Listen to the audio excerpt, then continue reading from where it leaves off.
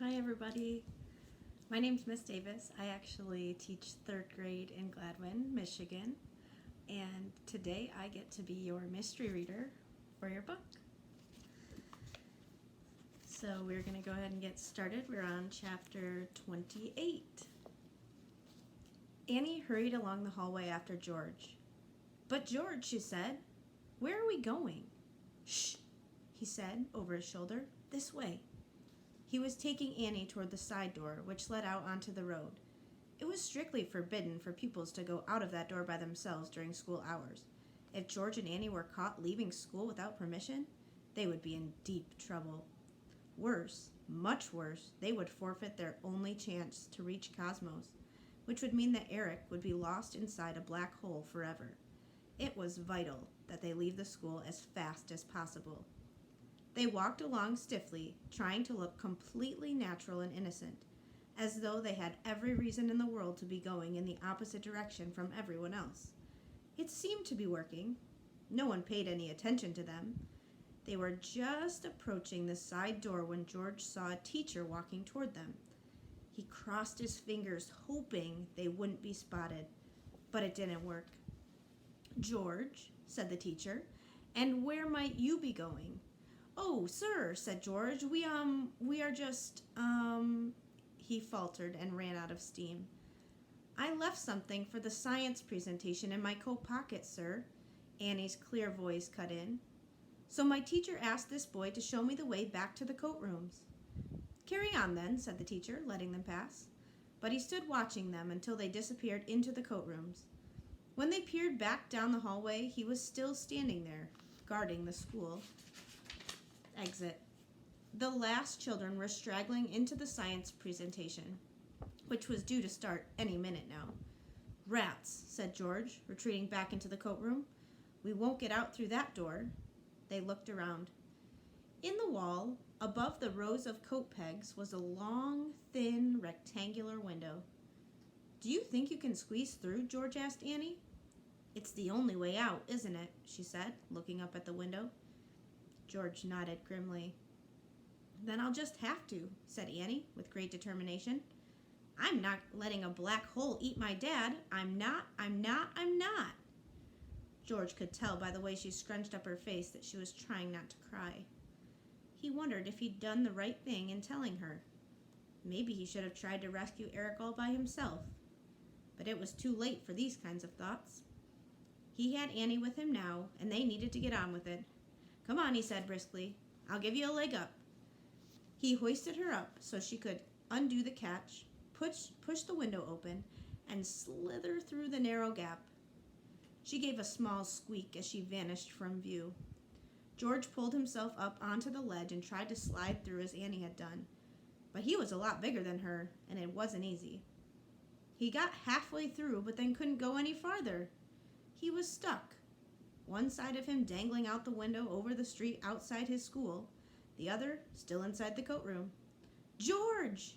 Annie reached up and grabbed his foot. "Don't pull," he said, gently easing himself through the gap, sucking in his breath as much as he could. With another wriggle, he pulled himself free of the tight frame and landed in a crumpled heap on the pavement. He staggered to his feet and grabbed Annie's hand. "Run!" he panted. "We've got to get out of sight." They sped around the corner and stopped so that George could catch his breath. "Annie," he started to say, but she waved him to be quiet.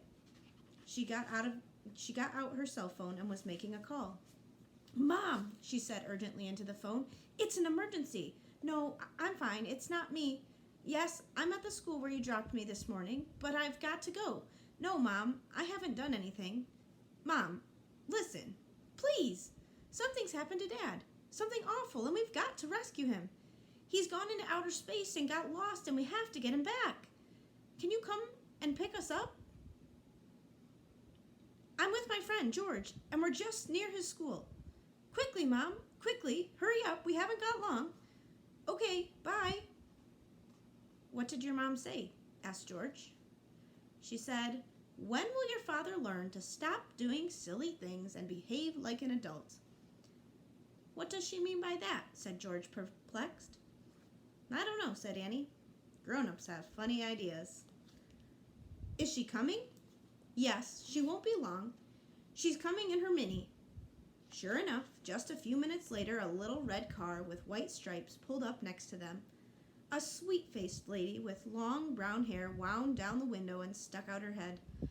Well, whatever next? She said cheerfully. Your father and his adventures. I don't know. And what are you two doing out of school? George, this is my mom. Mom, this is George, said Annie, ignoring her mother's question and wrenching open the passenger door. She held the front seat forward so that George could climb in. You can go in the back, she told him. But be careful. Don't break anything. The back seat was covered in recorders, cymbals, triangles, mini harps, and string drums. Sorry, George, said Annie's mom as he clambered in. I'm a music teacher. That's why I have so many instruments. A music teacher? Echoed George in surprise. Yes, said Annie's mom. What did Annie tell you I was? President of the United States? No, said George, catching her eye in the rearview mirror. She said you were a dancer in Moscow. That's enough talking about me as though I wasn't here, said Annie, putting on her seatbelt. Mom, drive the car. We need to rescue Dad. It's really important. Annie's mom just sat there with the engine off. Don't panic, Annie, she said mildly. Your father's been in all sorts of difficult situations before. I'm sure he's going to be fine. After all, Cosmos wouldn't let anything terrible happen to him. I think you two should go back to school and we won't say any more about it. That's the thing, said George, who wasn't quite sure what to call Annie's mom. Eric hasn't got Cosmos. He's been stolen. Eric's in outer space all by himself, and he's near a black hole. By himself? Repeated Annie's mom. She suddenly turned quite pale. No Cosmos? But then he can't get back. And a black hole? Mom, I keep telling you it's an emergency, pleaded Annie.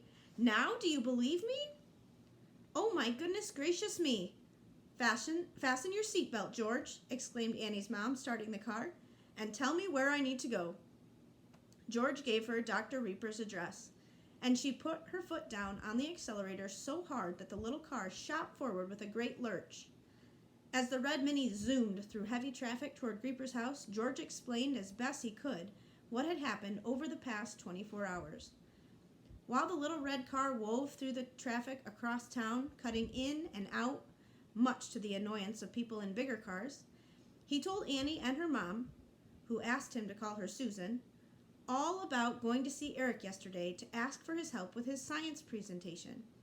He told them about the mysterious note that he hadn't trusted and about Eric leaping through the portal into outer space and having to follow him, and how both of them had got sucked toward an invisible force, and how, when the doorway appeared to save them, it was too faint, and only George had managed to get through. He told them about landing in the library and looking around to find that Eric wasn't there, and how Cosmos had been stolen, how George had run after the thieves but had lost them in the dark, how he had gone back to Eric's to look for the book that Eric had told him to find, how he tried to read it but couldn't understand it, and then had found the notes in the back that explained that it was possible to escape from a black hole. How he needed to find Cosmos because although someone could escape from a black hole, he would need Cosmos to make it happen. And how he'd realized where Cosmos must be and had gone there that morning and seen Dr. Reaper. Reaper? Do you mean Graham Reaper? Susan interrupted him as she swerved the car a little around a corner. Yes, replied George. Reaper. He's my teacher. Do you know him? I did once. A long time ago, said Susan in a dark voice. I always told Eric that he shouldn't trust Graham, but he wouldn't listen. Eric always thought the best of people until... She trailed off. Until what? Annie piped up. Until what, Mom? Until something terrible happened, said Susan, her mouth set in a grim line. Something none of us have ever forgotten. None of who? Said Annie, gasping with excitement at the prospect of a thrilling family story she hadn't heard before. But she didn't get to find out. because right then her mom turned into Creeper's driveway and parked the car in front of his house.